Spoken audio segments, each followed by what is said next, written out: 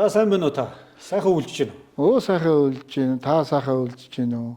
Одоо ч одоо өвлийн ихээ сарыг гацсан байх шүү дээ. Гацсан байна тийм ээ. Цаг хугацаа хурдан юм да. Хортон. Саяхан л одоо зуны дэлгэр цаг байсан шүү дээ. Тийм, тэгсэн одоо дэлгэр цаг байсан. Яг зөв хэлж байна та. За хоёулаа өнөөдрөөс ингээд ийм сонин одоо философитой тийм ээ. Тэгээ. Гүн ухаанд гэх юм одоо тийм ээ. Ер нь одоо чинь хүмүүс улс төрх ярих. За тэгэл одоо олон төрлийн сэдвэр их юм ярих юм аа. Хоёулагийн ярих юм бол ерөөсөө философи ярих. Философи. Философи гүн ухаан. Одоо монголоор бол гүн ухаан философи гэдэг шүү дээ тий. Тэрийг ярих гэдэг. Тэгээ би яагаад тантай ийм ярилцлага хийхийг одоо ер нь зорьсон бэ гэхээр таны контентуудыг үзлээ л дээ. Таны хийсэн юмнуудыг үзлээ. Тэгээ та нөгөө гэрлийн 90 төв гэдээ байгуулсан юм шүү дээ. Тий, тий. Тэгээ тэр ажлынхаа хүрээнд одоо төвийнхаа хүрээнд бол YouTube дээр нэлээд олон тийм сурал контентууд хийжээ. Энэ одоо таны мэдхүйн тухай, бясалгалын тухай, гээрлийн тухай, ер нь гэгэрхэн тухай юм байна. Эцсийн би ингээд харалтгүйл гэж үзлээ л дээ. Тэгээ яагаад та ингээд сүүлийн үед ийм эрч мүжтэй ийм контентууд одоо гэгэрлийн контентууд хийх болов? Энээс хоёул яриага эхлэх үү юусэн. Болно. Тий, яг зөв та бол их зөв тэндээс бол тэр олон контентуудыг үзээд бас их тэр сонин юм хийсэн байлээ та. Ярьсан байлээ. Та бол тэндээс бас их зөв одоо юм ойлгосон биш. Зөв санаагаа мэдсэн байна. Энэ анхаарлыг ер нь одоо ер нь бол эцсийн зорилго маань энэ контентуудыг хийж байгаа эцсийн зорилго маань гэгэрхүү. Гэгэрхүү гэж байна. Гэгэрл гэж байна. Гэгэрхэн ухаан. Гэгэрлийн онол тийм ээ. Тэгээ юу нь гэгэрх юм ер нь тийм ээ. Хин гэгэрх. Аль нь гэгэрх гэдэг юм. Ягаад гэгэрх хэвтэй юм тийм үү? Энийг хийхээрээ ямар ашиг тустай юм тийм ээ. Одоо хүнд чинь бас ашиг тус тийм ээ. Одоо тэрийг үзэн ш тэгэхээр ямар ашиг тустай юм тийм ээ.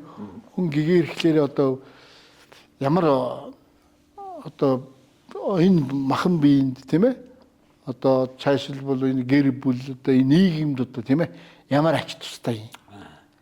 Энэ талаас л одоо яригдана л да. Тэр ер нь бол таны тэр олон контентуудын чинь зорилго бол гэгэрлийн тухай юм шүү дээ тийм. Гэгэрлийн тухай эцсийн зорилго бол эцсийн зорилго нь бол тийм. Эцсийн зорилго нь бол хүн бол гэгэрх хэрэгтэй. Тэгвэл ер нь гэгэрл гэж ер нь юу юм бэ? Гэгэрхүү гэж яг юу юм бэ? Та энэ тухай нэг аюу гоё бидэнд тайлбарч өгөөч. За ер нь гэгэрл гэж юу юм гэж одоо товчхон чи нэг товчхон хариулах гэж надаас асуудал шүү. Тэгэхээр нэг ойлголт өгöd. Тий. Тэгэхээр бол яг ерөөсөө л өөрийн дотор байгаа зовлонгаал авч яхийг л хэлж байгаа юм л да ер нь бол. Тэгэхээр хүн төрлөختөө одоо 8.5 тэрбум хүн байна тийм ээ. Өнөөдөр бол төрөөлөл тэгэл зовлон баригдчихл эдэлж идэг. Юунаас болж эдлэгж идэг гэхээр нөгөө хөсөл шунал нөгөө өөрсдийнхөө нөгөө хийж байгаа зүйлээсээ үүлээсээ гэсэн шүү дээ. Үйл хөдлөл өөрийнхөө хийж байгаа зүйлээсээ дандаа зовлон бий болгож идэг. Өөрөө нөгөө хилдэгч нөгөө юу тарина, юу хийн тэрийг бүтээж авчихдээ. Тэгэхээр юу тарина, юу бүтээн гэхлээр чинь дандаа л өөрсдөө дандаа зовлон тарьж, зовлон бүтээж авчихдээ. Тэгэхээр тэр нь болохоор өөрсдөө хувь тавилан. Одоо үйл үүрнэ гэсэн үг тийм. Тий үйл үүрнэ гэсэн. Тэгэл тэрийг тариал яваад ингэж явсаар байгаа л ерөөсөө 160 амтрал тэгэл үхдэг. Тэгэхээр миний тэр шууд гэгэрл гэдэг утгыг юу хэлэхээр ерөөсөө зовлон мэдрэхгүй болоод тийм үү? Өөрийн дотор ад жаргалтай тийм ээ? Ад жаргалтайгаар одоо оршин тогтнож амьдрахыг л хэлээд байгаа. Ерөөсөө товчхон хэлгээд байна. За. Тэгэхээр та сая бас нэг одоо ер нь нөгөө хүн бол өөрийнхөө үүлээр зовлон хураадаг гэж шүү дээ тийм. Юу тарин түүрийг хураадаг гэдэг чинь одоо үүлийн үрийн тухай асуудал сая ингээд өндөгдөд өнгөрчлөө л дээ тийм. Тэгэхээр үүлийн үрээс зовлон үүсээр юм гэсэн үг үү? Тий. Одоо зовлон гэдэг нь үүлийн үр юм байна шүү дээ тийм. Тий ерөөсөө зовлон бол өөрөө л үүлийн үр шүү дээ. Үүлийн үр. Тэгэхээр тэр зовлон одоо үүлийн үрийг яаж бүтээж ийн гэдэг чинь бас сонирхолтой байгаа шүү дээ. Тэгэхээр чи үүлийн үрийг бүтээн гэдэг чинь л одоо нөгөө өөрийн үйл хөдлөл буюу энэ биеийг нэг бүтээн. Өөрийн хил ам аваа хөг аваагаар бас нэг үйл бүтээн. Гуравтх нь одоо өөрийн дотор байгаа энэ сэтгэл буюу тийм ээ эрчим байгаа шүү дээ. Энэгээрээ бас нэг үйл хөдлөл бүтээн. Энэ гурван зүйлээр үйл хөдлөл бүтээдэг. Нэгдэх нь өөрийн одоо энэ бие буюу хөдөлгөөнөөр үйл хөдлөл хийж байгаа үйл. Өдөр тутамдаа ингээд бид нар үйл хийж шүү дээ. Үйл хөдлөлөөр. Тэгэхээр одоо үйл хөдлөлөөр очоод газар дэлхийгөө хацгал явах. Нэг үйлд хийж. Муу үйлүүд үз. Тийм муу үйл шүү дээ. Сайн үйл ус тустай яг адил. Сайн үйл нь сайн үйлийг дуудана. Тийм нөгөө мод зоо тариад байвал бас л сайн үйл юм байна шүү дээ.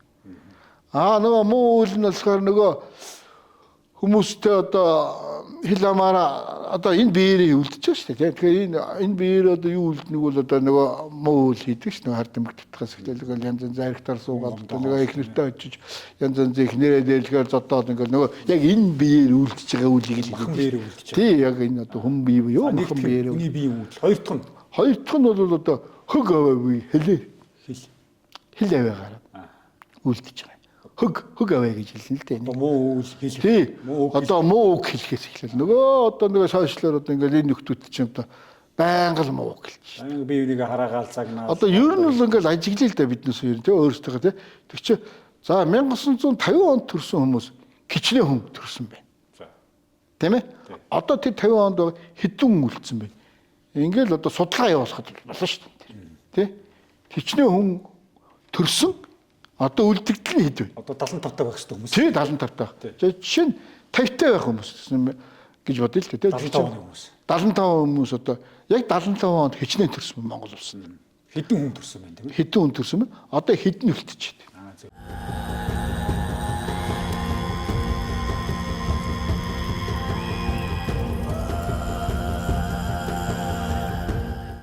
Гэр үний хийх гэж байгаа алсын зорилго нь жишээлбэл улсаа аврахын тулд муу үйл хийж болох уу? Улсаа аврахын тулд хүмүүсийг одоо тийм ээ ялж болох уу гэж байгаа юм л та. Одоо би үйлдэл хийж штэ.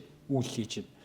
А улсаа аврахын тулд ер нь одоо энэ саяны 3 үйлийг хийж болох уу? Цаад зорилго нь одоо ариун юм алсын зорилготой тохиолдолд.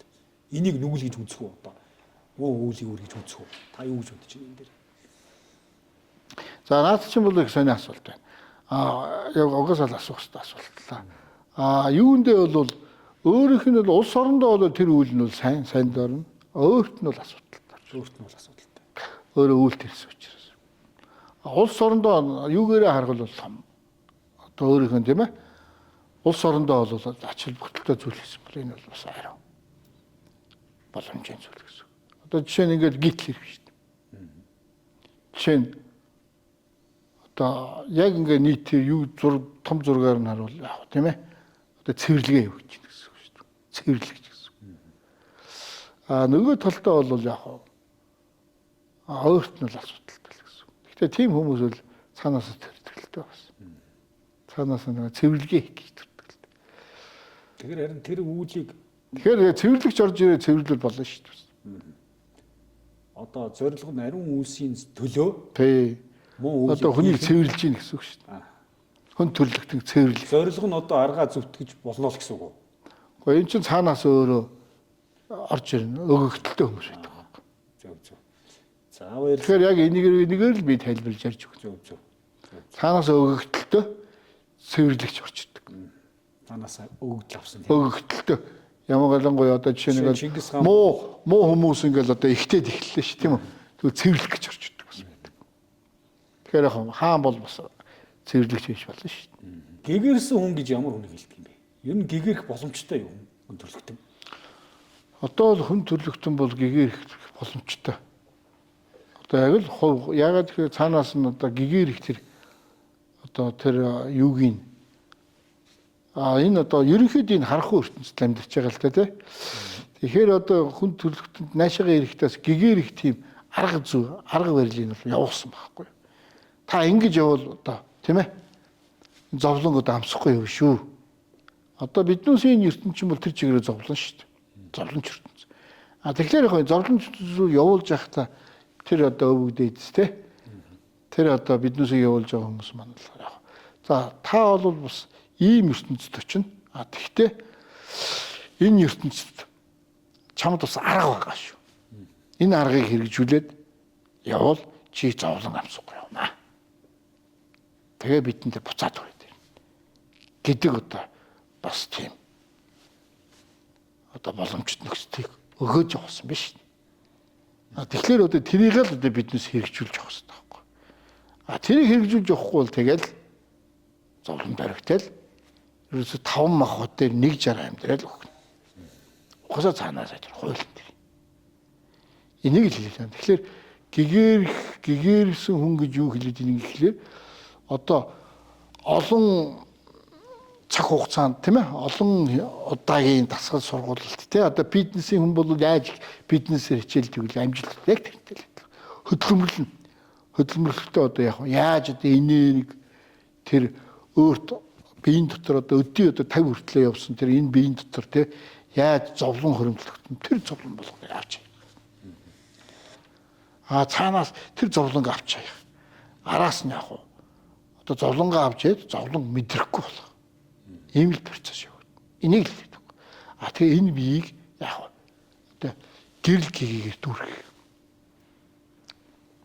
гэдэг маань одоо бурхан гэж биднээс хэлээд байгаа шүү дээ. Чинь бурхан ч өөрөө гэрэлийг л хэлээд байгаа шүү. Хий бие орчоо хоосон гэрэл. Бурхан биднээс бурхан гэж яриад байгаа шүү. Гэхдээ дөрстэй. Дөрс төрнө. Тэгэхээр яг энэ биеийг бодитоор одоо жинхэнэ бодит тийм үү? Одоо бурханыг бий болгох гэдэг шүү дээ. Гэгээр хүн өөрөө бурхан болох асуудал юм шүү. Тийм хүн өөрөө бодит буддын философи үздэг шүү. Тийм хүн бодит буддын философид тийм бүртөө буддын философи тэр хүний гэдэг байх ёстой зүйлийн юуг нь гэхээр тэгэхээр буддын философиос алдартал юм байгаа л таа.